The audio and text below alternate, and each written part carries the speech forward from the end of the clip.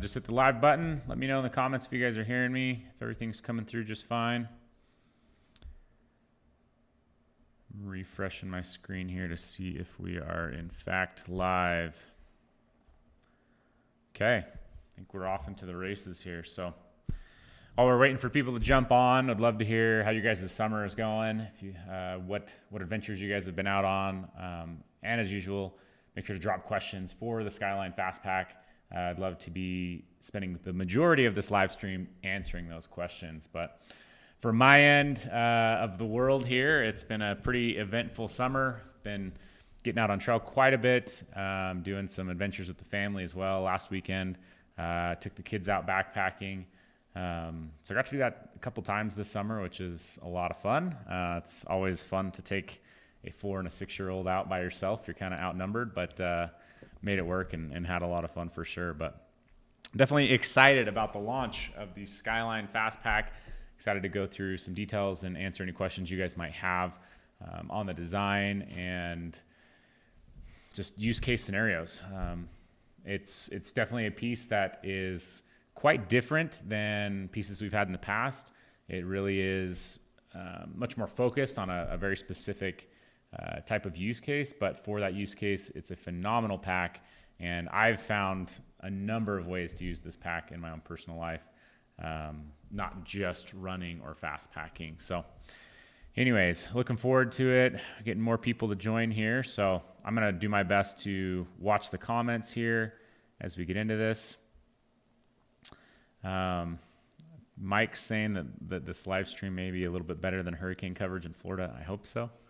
I don't know if it'll be that exciting, but you know. Okay, Josh Coop, I'm planning my own Fastpack challenge. Lose the COVID 50. Love it. Justin, what's up, man? Just finished listening to the OV podcast on the pack. That's awesome. I was going to say, because Brigham isn't here today, Brigham is actually out doing some more backpacking and adventuring on his own time. Because he's not here, I'm not going to spend so much time going back and retelling the story of the design of the pack. We have recorded all of that content on the Live Ultralight podcast, so you can go there and hear us just go through everything for like an hour and a half. There's a ton of really valuable stuff in there if you'd like to do that, but I'll dive into a little bit of the backstory here, but really just want to field questions and whatnot. Okay, this is kind of an interesting one for sizing. I think we do want to likely get into that. So Joseph, I'm going to come back to that a little bit later with sizing, but okay, still waiting for a few more people to jump on here, but really quick, the Skyline Fastpack, I'm sure most of you guys watching this are quite familiar with what it is and the concept behind it. But a couple of years back, we started to get really interested in fast packing, and it's been a really interesting ride, both from a design perspective and even a personal perspective. I would say the last 2.5, 3 years for me has really turned around a lot of health aspects for me. I started running, started dropping weight and getting into kind of what I feel like is my prime weight. And I've also eliminated things like some knee pains that I've had or back pains that I have had for like all through my 20s. So it's been a really interesting ride for me to get into this concept. And really most of that was fueled by the Fastpack and the idea that I can go and push and do more on trail, and the attraction for me to go and Fastpack really was the spark that lit off so much of this for me. So I'm really hoping that a lot of you guys may even see it as that way of hey, maybe I haven't fast packed before. It's an interesting new thing, or it's just coming into onto your radar. But I would say don't write it off too quickly, because there are some huge benefits to it, and there are some really it's something that you can work up to or kind of set goals, I guess, farther out and work towards. I know that's what I did, and I know that it's been a really cool journey, and there's been trips that I've done with this pack that just wouldn't have been possible otherwise, whether from a timeline perspective or just the trip in general, right? Like our Grand Canyon trip, our Skyline Trail trip. There's been a handful of them where just probably wouldn't have happened altogether if it wasn't for the fact that we were fast packing them. So It's been a really fun ride. The pack itself has come a long ways. I can't even tell you how many iterations of the harness system we've done. I'm sure it's well over 10. The pocketing system, dialing in the vest itself, dialing in the vest pocketing, material choices. We've gone through so many of those to really bring you a pack that is impressively dynamic. You guys saw last year, but you'll see probably a little bit more content this year at some point of me running running an ultra marathon with this pack, where we're trying to go as light as you possibly can. You've seen us do fast packs with this pack. I mountain bike with this pack. We've ski toured with this pack. We've done a lot of different aspects or different activities, I should say, with this pack, and it's just a really cool dynamic piece, and we're super excited to get it launched out. And you guys have showed up for the launch. We've sold a lot of units. We're really excited about the feedback we do have. Really excited to get the feedback more so because they're just landing in people's homes in the next couple of days. Seen stacks and stacks of them in the back of the warehouse, which has been fun to see them getting out the door. But okay, let me just check on some of these comments, and maybe we'll just get into answering some of these. If there is any specific backstory, things you want me to cover, I'm happy to do so. But really just wanted to give you guys time to ask me questions specifically, and I'll do everything I can to answer them and to help guide you guys. So I think there was a question starting right here at the top with Joshua. Said, can you help me understand the purpose of the pass-through pocket? So what he's referring to is this pocket right here down on the bottom. So if you reach through here, you can get your hand all the way through there. This is kind of an interesting pocket design, right? And I had a similar question as you, Josh, when I first saw this. But really the purpose of having that pass-through is just quicker access to either side. And then because of the way that this is pleated and volumized with this big crease right here in the middle, what that allows you to do is anything you put in here is going to sag more towards the middle of this pocket and hold it in there. Even if only one side was open here, you still have that risk of things kind of falling out. So really, this just gives you access to both sides, but you're going to be conscious of what you're putting into the pocket. Typically, what I'm putting into the pocket is things like gloves, hats, things like that are really going to hold well in here because of their space or size. And so it really doesn't matter which side you're pulling that out of. And so a lot of times you get gloves on this side, hat on this side, and you're not having to unload this pocket to access certain things. So that's really the biggest purpose of this pass-through. And then I'm sure you've noticed or seen now that there is a secondary pocket under here that you can access from one side and lock things in if that's what you're hoping to do. Okay. Going down a little bit further. Okay, let's talk for a second about the question that Joseph had about sizing. So this is an interesting pack because most of the time you're deciding on the fit of a pack or the size of a pack based on your torso height, which is from the top of your hip bones to the back of your neck. Essentially right here, there's a vertebrae that kind of sticks out, and you're measuring that. And for this pack, though, it's actually more important the circumference of your chest. That's going to give you a better fit and a better choice to prioritize that over torso size. So right where you're sitting at, Joseph, is I think you would be on the small side for the torso measurement, but you're just into the large size on the chest measurement. So what I would recommend is actually to go with the chest measurement on this and go with that medium large size. Well, I guess on the website when you're ordering it, it'd be the large size. So that would be my recommendation, is prioritize the chest measurements on this pack. The height of this pack should come secondary when you're measuring that. So good question. And we do have those size guides right on the web listing to help you pick those out, but prioritize the chest. Is there going to be a gear loadout that you have used while using the pack? I feel like we've done those in the past, so there may be an old one that you can dig up. But we should be going back out on a Fastpack within the next 30 days. So when we do, we'll go ahead and film another one just to showcase that for you. The surprising thing is, not a lot changes from an ultralight setup that you would see us run. You know, typically for me, I'm putting my top quilt down on the bottom, loading pad and tent kind of in the middle of this, and then food and clothes on top. But really just, you know, you are trying to keep this as minimal as you can. So you're, you know, the idea with this is that you're going to be moving more of the day. So maybe you need less layers at times when it comes to camp clothing or things like that. You're kind of stopping and usually going right into your tent because you're out using the pack most of the day. So, but with that, there is maybe some minor changes that we'll do, but for the most part, it's going to be pretty similar to just the lighter weight setups. Although you will see in a lot of my loadouts, I'll kind of get my base weight down and then I'll throw in a couple of extras, whether it's a, you know, a little Tenkara fly fishing rod or a pair of binoculars or just maybe a chair or something like that. When I am fast packing, I'm not taking those additional items. So those are going to be the biggest differences. Okay.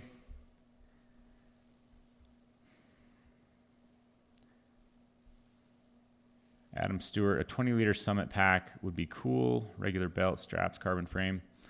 That would be cool. I think, like I've said kind of before too, with this being a 30-liter capacity, I've run it at, you know, 10 liters or less capacity quite a lot. And that's really where the double side cinch comes into play here. So if you look right here, there is a second adjustment point down here and then one up here. And that really can shrink the entire volume down really tight, and it's not sloppy, as you know, especially if you had just one in the middle, kind of get that pinching effect or folding effect. It allows it to be very evenly distributed to compress that. So something to consider. But yeah, this is really our first, I mean, you could use this as a day pack pretty easily, and that it's going to work better for that than most of our other products out there. So total weight load including pack 20 pounds. Sorry, Josh, I'm reading yours. Total weight load including pack 20 pounds reported for load or total weight. He's asking about the max recommended weight. Is that including the pack or not? Yeah, so something about the max recommended weight. I would say that's a recommended weight, meaning like a comfort rating. It's not like this pack is going to fall apart or, you know what I mean, not have the durability built in to go above that. I know that on some of our fast packs, guys have started the trails off at 23 pounds or 24 pounds with food and water. So just be mindful of that. But that would be like trail weight, essentially, is what you're doing. So you would be just hanging this and measuring it at the trailhead of what you're starting off with. If you can keep it under 20 pounds, I mean, for a situation like this where you may be running with the pack, you're just going to be more comfortable out there. So not if you're doing trails, you know, the less water you have to carry, you know, carrying 2 to 3 days worth of food, etc. Keeping that under 20 pounds is going to be the most comfortable situation for that. And I would, so to your question, back to that would be, you know, trail weight, weighing the pack right at the trail. All right, Justin Outdoors. Does the 20-pound recommended max weight still work for running, or is that starting to slam the shoulders and move more into the weight? No, that still does work for running. So like I just mentioned, a lot of times when we're starting off some of these, we are right at that 20 pounds. You know, I've seen our weights as we've measured go from, you know, starting at, say, 18 pounds up to about 24 pounds. I've seen members of our team start trips with weights in those ranges, and we're still running, right? So it really can run still at that level, and that's really where this harness system, I would say, stands out, is because we haven't overly put elastic in this harness system. And we tested all sorts of ways to put elastic in there, really strong elastic, less strong elastic, all sorts of options. And essentially what it came down to is by just focusing on fit and taking out more of the potential to put elastic into the harness system, it created way less bouncing when you are running, even with a heavy load. And so that is one of the best parts of the system, really, is to be able to have it fit extremely comfortable without the need for elastic, which would mean that if you are, you know, starting off a trail at 20 pounds or more, you're still going to be able to run with this pack. Is it going to be more and more comfortable the less weight you get? I would say that's going to be true for any pack, but we for sure started trips out with 20 plus pounds and started jogging right away. So, and it has been tested that way, right? I mean, in a lot of our testing too, we would have a pack loaded up and we just run every single morning with it. And a lot of times when we had a pack loaded up, we were sitting between, closer to that 20 pound number and then running with it. So good question. Yeah, Joshua was just saying Brigham did do a small video with packing. I think there is some content out there with packing this product, so check that out.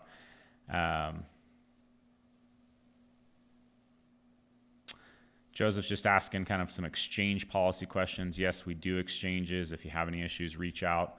Definitely fit it in your house before taking it out. That's going to really help with the exchange process. Keep the tags on, but put it on, load it up in your house, check it out, and we'll for sure exchange it. We do have a 30-day money back guarantee. So, okay, Josh was asking, not Ultra View, so suggestions for. Okay, so he's asking, he's saying, essentially, how are you keeping things dry with this pack since it's not ultra fabric? It is ultra mesh here, ultra stretch mesh, but it's not ultra fabric, so then it's not waterproof. This fabric does still have a waterproof rating. I don't know that I have that number written down, but I want to say it's probably 1,000 plus. But we didn't seam tape. It's kind of the bigger thing. So what we do around here is we pack a lot with dry bags. So we'll take a dry bag, we'll stuff whatever we have in there, whether that's clothes or top quilt. We'll fold it over once, you kneel on the dry bag, push all the air out, and then you roll it up. The nice thing about a dry bag is it's really malleable. So in a compression bag system, when you compress it, it kind of forces whatever you're dealing with into a cylinder or whatever the shape is of the compression bag. Whereas with the dry bag, once it's rolled down, you can kind of squeeze it and move it around to fit really well into the pack. And so we've been moving a lot more towards dry bags. And then the second benefit is obviously that it's a dry bag. So that's typically what we're doing is I'm putting a dry bag with my top quilt down here in the bottom and then a smaller dry bag with the additional clothing that I want up in the top. And then that's all I'm doing for waterproofing or whatnot. I do typically pack things like my rain jacket on the outside because if it starts to rain, I want quick access to it, but also, it can get wet. And so packing with some of those things in your mind, I think helps. My cook system, it's fine if it gets a little bit of moisture on it. So really just one or two dry bags will allow you to, keep everything completely dry and kind of have two layers of keeping things dry because this fabric still does have a waterproof essentially coating on it. So good question. A couple people just talking about their, getting into or maybe wanting to get into this. I would say this, again, drop more questions in here about the Fastpack. I'm happy to really zoom in and show you anything on the pack that you guys have questions about or why we did things. I can explain kind of the backstory on that. But Joe here is kind of talking about, maybe just the idea of getting into smaller hikes or maybe eventually getting into this. And I think that's the goal, right? When I started running, right, because I wasn't a big runner. I grew up, playing defensive end in football. I threw discus in high school and high school and college, shot put, those kinds of things. I was always a bigger dude. I never considered myself a runner. And so when I started to run and to get interested in this, I think the best advice is to start off way slower than you think that you should. Because a lot of people, what happens is maybe they could run in high school and they're like, oh yeah, I used to be able to run 5 miles in high school. 10, 15, 20, 30 years go by. And then they're like, okay, I'm going to start running again. And the last number they think of is say 5 miles. That's going to be a big detriment in my experience of getting into running in general. So take it slower, whether it's maybe you don't even run a full mile, maybe you're running 100 or 200 yards at a time and then walking, but take it slow. It helps prevent injury. But I promise you'll start to build, week over week, month over month. And before you know it, you could easily be out there fast packing with us and just opening up more trail opportunities for yourself to have on your bucket list and to get scratched off your bucket list. CJ is asking, just saying, loves independent gear companies making stuff and what's coming in the future. We try to keep it a little bit closer to our chest of what is coming, mainly because we've had, in the past, maybe I talked too much, 5 years ago about what was coming. And then when there's any delays or hiccups, it can be kind of a negative because everyone's waiting for it and it's not coming, such as with this pack, right? You guys have been watching this pack in YouTube videos for over 2 years now. And so waiting for it is kind of difficult, right? So I'd say if you want to know what is coming in the future, the best thing to do is just follow us on Instagram and YouTube, and you will see sneak peeks. We won't necessarily talk about things when asked about them, but you'll likely see us wearing or using new things, and you might have an idea of kind of what we're working on. But overall, we're going to continue to expand some of the lines that we have, but we're always working on new solutions to new problems, whether that's time of year differences, trail differences, or anything in between there. So it's a constant thing. We typically have between 10 and 20 new products under development at all times. Okay. So here's some questions outside of the chat, but somebody's asking about any thoughts about adding aftermarket hip belt pockets on that waist strap. Okay, so the question is, someone's asking about the concept of adding hip belt pockets to the waist belt strap here. Our stance on that would be no, right? This is different than a hip belt. This is just a waist strap, and the purpose of this waist strap is completely different than a hip belt. A hip belt is typically load bearing, so it's hugging your hips, it's padded, and it's meant to carry weight. Specifically, the hip belt, if it's paired with a frame, is going to hold the weight, right? Versus this hip belt right here, or excuse me, this strap right here is not meant to hold weight per se. It's really meant to just keep the pack from twisting on your back while you're running.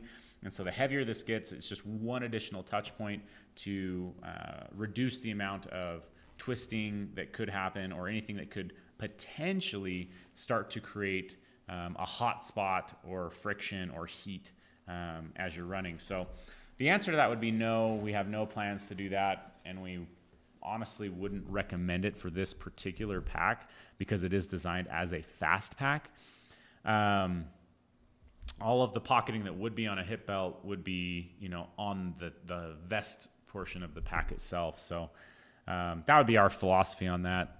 Obviously, there could be years down the road different styles of packs that we're doing, and it's something. But for our philosophy and what we're doing with this pack, we're really keeping it more of this traditional style, not a hybrid style of, say, like a CS40 mixed with a fast pack, where it's really just a frameless backpack. So yeah, good question, but that's kind of our stance on that. Another question about the roll top, and kind of maybe why we use Velcro in the roll top closure. Yeah, so I think on Facebook we did get a question about using Velcro on the roll top.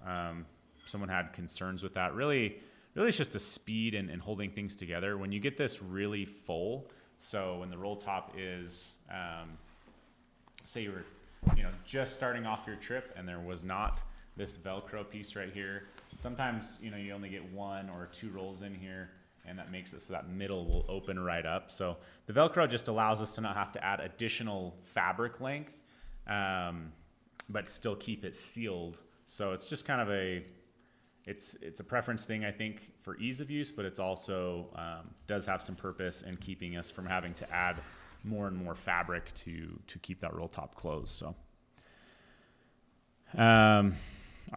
Mike is asking if there's going to be different colors on the pack in the future. There definitely could be. If this pack is selling well and moving well, then we'll always expand colorways. So with some of the ways that we do things, there can still be some limitations on how we go about things from a minimum order quantity perspective. We prioritize our partners that we work with, and they're the best in the world at doing this. Their quality is amazing and everything, but they do big runs, and so that's kind of the the drawback. But anytime a product is doing well, we're always going to look at additional colors. Will it be in the near future? Probably won't be in the near future, Mike. All right. Expat Adventure Turkey. My apologies, didn't catch. Is there a bottom stash pocket? Great for quick grabs during a fast pack. Yes, there is a bottom pass-through pocket here, as well as a zippered pocket right there. We typically put our phone in that zippered pocket, and then other more bulky items down here in that bottom pocket. Justin, great advice for starting to run. Justin also is a great resource. I think he's done some fast packing trips recently, so go check out his channel. I know that he's a runner as well, so one of these days, Justin, we'll do a fast packing adventure when I get up to Banff with you. Okay, let's see if we've got some more questions. Have you used 1 liter bottles in the side pockets while running? Yes, so on the side of this, obviously we do have these additional pockets right here. The question is, have we ever used a full 1 liter smart water bottle in there? Now, if Brigham was here, he would tell you that he prefers to use the 750 milliliters bottles right here. He doesn't like to go much above that. Personally, I consume a ton of water, so I absolutely have to carry additional water than the 2 flasks on the front for bigger water carries, Grand Canyon, things like that. And so, yeah, I've used 1 liter water bottles right down here. They hold well, and that's kind of, again, the benefit of this bottom cinch cord. You can really cinch everything up, keep everything tight. I can't remember if it does or doesn't, but on a 1 liter smart water bottle, they're tall enough. You may catch the cap right here, and so then you've got 2 points of contact. But I've never lost a water bottle out of this while running with one, so it does hold them well. Okay.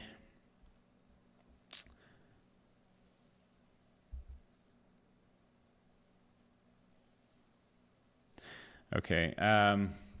Someone's got a question about using load lifters with this pack to just pull the pack closer to your back. Now, this is not something that we've had issues with if you buy the correct pack size. There could be some philosophy out there to having a load lifter sewn higher up here. The problem is our straps come right into the top of this roll top, so you'd have to put in another seam up here to connect that and pull that load in. But really, as long as you're fitting the pack well, there's not a need for those load lifters to pull the pack to your back. It really does just hug your back very, very well as is. So yeah, that would hope show them where they would adjust instead of the bottom of the shoulder straps. That's how you snug it in. Yeah. Floki here, I mean, he was watching the video from Brigham, but essentially if you are trying to adjust this and get this to fit well, you've got this adjustment right here on the bottom of the shoulder strap. So that would be kind of your first line of adjustment to get this to fit well and to snug around your shoulders. And then you've got the 2 chest straps here that can be adjusted up or down depending on where this pack is hitting and what in your preferences, right? So again, I think the bigger thing here is if you're getting the right chest size ordered, you should be able to really snug this pack in well and not have any gaps or any need for those load lifters. Load lifters, really the best use for load lifters are with a frame to help transfer the weight off. Yes, there can be times where people use them to try to pull the pack as tight to their back as you can, but really haven't needed that. It hasn't been a need through all of our testing. And so, yeah, hopefully that answers that question for you. Sorry, my comments are jumping around just a little bit, so bear with me as I'm going through some of these. Please talk about the pockets, how the pockets on the harness can be used. Okay. Chris is asking about the pockets on the harness. So there's definitely some options here, right? We designed the pack to work with these HydroPack flasks, right? So they have a nice clamp here to hold those on, and you can pull those out, right? It's a great place to hold the water, get really quick and easy access to the water, and that's kind of one of the bigger pockets and functions here. Can you run without them? If you wanted to, absolutely. You can run with a water bladder in here, and then you would free up those pockets. If those pockets are free, you've got a lot of storage here. You could throw your phone in there, even though it's usually not the most ideal place to run a phone is on the chest harness. But so you do have those big drop pockets right there. You do also have kind of this, there's a gap right here. We don't use this pocket a whole lot, this gap pocket here. This is more of just by the nature of construction. But I do use this zippered pocket a lot. Now for me personally, in preference, what I use this zippered pocket for is once these water bottles are full, they're gonna take up some of the volume, right? And we have layered pockets on here for organization, but if you were to fill up this water bottle and then add another volumized pocket, pretty soon you've got 4 inches hanging off your chest, which is not ideal. So kind of begs the question of like, what's the purpose of this zippered pocket? The purpose of this zippered pocket really is to fully secure things that you want quick access to. So there's a key clip in one of these, which is really nice to use. I will often use this as like a little trash pocket. So one of them I'll just use as a trash pocket, while on the other side I'll use longer, skinnier items such as drink mixes or things that could get lost in a bigger pocket, like down here when you're pulling bigger items in and out. Smaller items can get launched out of the way, right? So it's really just kind of used for that purpose as far as the upper side. And then on the bottom side, you've got this larger volumized pocket yet again. I can get, I don't know, 300 to 400 calories in one side of this pocket. You know, handful of bars, you know, up to 3 bars, I would say, is what I stick in there, or you know, fruit snacks, whatever it is that I'm running. But you do just have the different space there. So the whole idea though is that the space that we have here, the cut and volume, is ideal for contact on the body, and then we've just got the pocketing, and it's volumized pocketing. So that it's not digging into your chest, it's not digging into your sides as this pocketing is coming down and around. But hopefully that kind of answers your questions on just the harness pocketing here. And again, I would just note that the pack does come with these HydroPack flasks. We felt like that was a critical part of the design and the function. And we have the ability to source those and get those onto the pack with you so that you don't have to go source and find those yourself. Because even in a 500 milliliter flask size, they have different shapes, sizes, thicknesses. You know, bottom can be a hard plastic. You know, I've tried at least 4 different models of a 500 milliliter flask directly from Hydro Flask, and this is the one that's going to work the best. So we just wanted to get everyone on the right foot to start with that water bottle and with the setup of this pack. So, okay.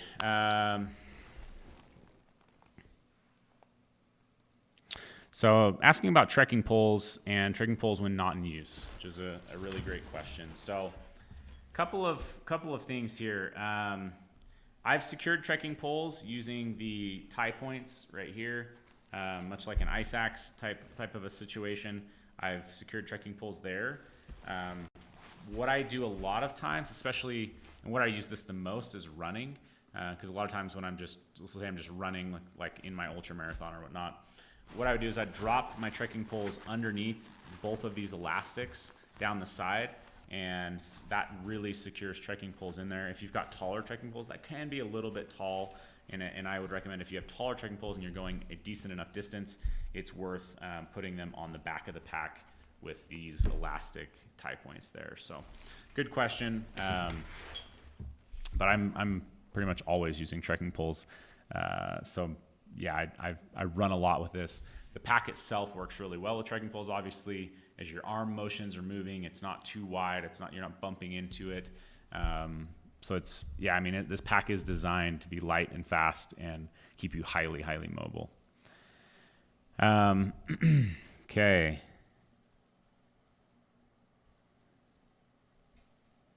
Chris, sounds like he's had an awesome trip, 8-day trip. Using some of our gear. Sounds like it was an awesome trip. That's awesome. Glad to hear it. Justin Outdoors, if there is an item above the shoulder strap, it might look saggy, but if that's a lighter item like a DCF 10, it's not going to impact comfort.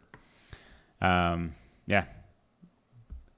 I think that's kind of in response to the load lifter question there.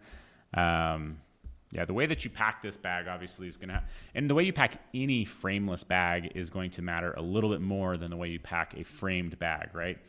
Because if you were to, let's say I throw my cook system in here and it's in the middle of the back panel, that could be sticking in your back all day. And so there is just going to be a little bit more attention to when you're loading a frameless pack. And, just like Justin was saying, the ideal scenario with this pack would be to keep your heavy items, where the harness is so that you can really snug that up against your back. If you were to put a really heavy item up here, it's going to create a angle and a situation where it could potentially want to pull away more from your back as you're running. So as you're loading this, definitely put your heaviest, densest items right here in the middle between the top of the strap and the bottom here to keep it tight to your back. And then, throw your freeze-dried meals or something like that at the top here where it's going to have less weight and less desire to try to pull away from you at all. But I wouldn't say that's super specific to this pack. I would say that's also pretty specific to just frameless packs in general, but definitely a good comment there. Got some Skyline trail shorts users commenting in here. I feel like I need Justin just on the video here with me since you do so many more lives. Feeling a little lonely without Brigham here. I got some people just saying looks like a good option for just a mountain vest in general. And that's something I would say. I mean, like I say, I've used this mountain biking. I've used it dirt biking. I've used it on skis. I've used it fast packing. I've used it in ultra marathons. It really is, if you're looking for a piece that can do, at a minimum fast packing, but then anything lighter and faster than that, it's going to be a piece that's going to be super comfortable. That harness doesn't get uncomfortable if the pack isn't loaded. It stays very, very comfortable. With whatever you're doing. So keep that in mind, your traditional like Camelback or that, hydration pack or something like that. Like this can absolutely replace those, so that you don't have to be buying multiple or have this massive arsenal of packs, one for every single thing. So keep that in mind as you look at this pack as well. I think I see hang tabs where I can put the inReach or equivalent above the flasks. So these right here, those are hydration ports. If you were running with the pack and you put an inReach right here, it's going to be flopping around a little bit, right? So where I've traditionally put my inReach, because I'm using my phone to use the inReach, is I will clip it onto this and then I'll tuck it just in the back of the mesh here. What that does, it still gives it pretty good access to the sky and to be on the external side of the pack, but it snugs it down and then it's extra secured with this strap, so it keeps it right here at the top of the pack. So that's my preferred place to clip in my Garmin inReach Mini. Does the included flasks work with the Hydro Flask filter top? Yes. It'll work with the Hydro Flask filtered tops. It also works with the Solomon filters that screw right on. Brigham did a lot of testing with that. He really, really enjoyed having the ability to screw filters right into the caps. Makes it really quick because as you're passing the stream or whatever, I mean, you just snag, screw the lid on, and keep going down the trail. And so it does definitely help when you're just covering big miles and water stops can start to add up over the day. So yes, that should work. And the other part of that too is because this is a Hydro Flask product, there is a warranty carried by Hydro Flask or Hydro Pack. Excuse me, that's not confusing, right? Hydro Flask, I think, is the ones who make the bottles like this. Hydro Pack themselves, they carry a warranty on it. So if anything ever did get damaged, you can contact them and they will repair or replace those flasks as well. So. Expat Adventure Turkey just finished 5-day stage race. Someone in the tent had a Fastpack vest that opened up like your travel pack. It seemed pretty convenient. 5-day stage race, that would be pretty dang awesome. Okay, guys, we're 38 minutes in, which is surprising me. So we'll go through like a last round of questions. So if you've got any last questions, we'll go ahead and answer those, and then we'll let you guys get back at it. But really appreciate having you guys on. It's been, it's always fun to interact, go through comments. It's fun to launch a new product. There's a lot of excitement around the office anytime we're launching a new product. especially when it's a product that you've literally been working on for like 2.5 years. So it's been a fun adventure with this pack, and excited to see where you guys take this for sure. Glazier's asking if I've already got an Ultimate Direction Fastpack, should I get the Skyline? I'm going to be biased, so I'm just going to say yes, but I'll let you be the real judge of that. Hey, Don, I'm guessing that's you, Don Glazier. This is Derek from the background. Yes, we are biased, but like Tayson mentioned before, we have tested just about every Fastpack out there, and what we can say, I can't speak for any other brand or anyone else's pack, but what I can say about the Skyline is that compared to any other pack that we've ever tested, there will be less bounce than anything else. Less bounce and more comfort in the harness system. Yeah, you're still going to have the 30-liter capacity, just like you do in the pack that you now have, but you're going to have less bounce. You're going to have more access to gear with some of the pocketing we've added, the bottom pass-through pocket, plus the zipper pocket on the bottom, and the way we've done the pockets on the shoulder strap. All of that kind of combines to make it just a more comfortable pack that gives you more access to your gear on the go. And that's just kind of our design intent from the start. Yeah, so Derek's not going to let me get away with that answer, I guess. So if you couldn't hear him, I'm not sure if you could or couldn't, but we tested multiple Ultimate Direction packs, just so you are aware, Mr. Glaziered.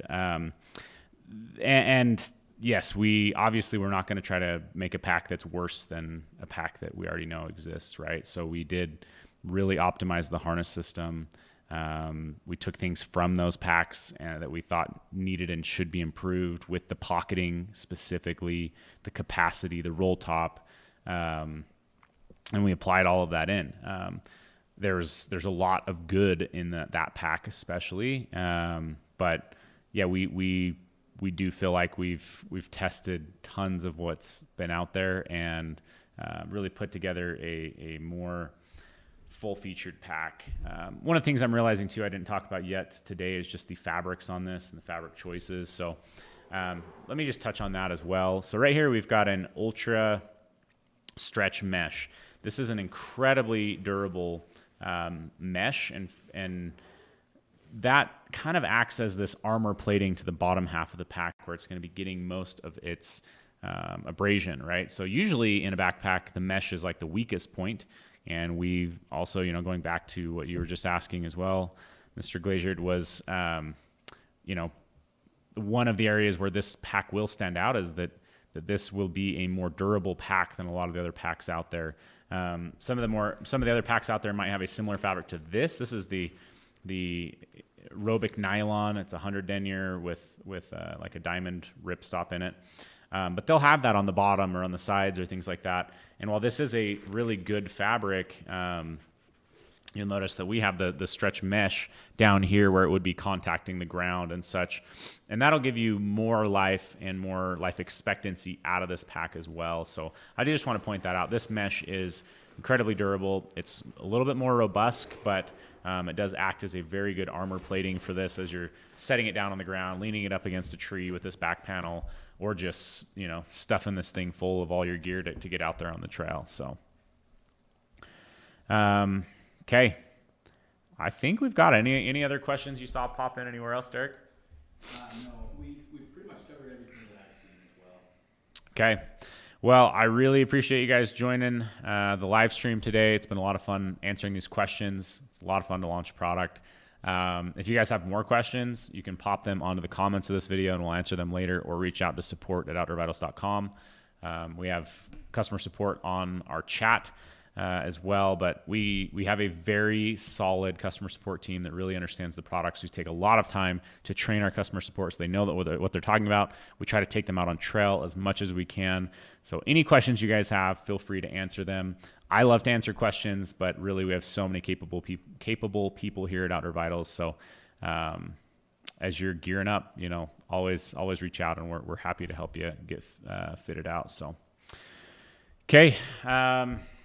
We'll give Brigham a hard time on the next live stream for not being here for this one. But other than that, we'll go ahead and cut this off. Thanks so much for coming, guys. Make sure you guys are subscribed to our channel here on YouTube. We'll have more content coming soon.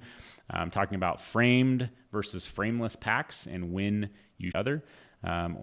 So know that that's coming, and we'll just have more content along the way. So make sure you're subscribed, and we'll see you guys out on the trail.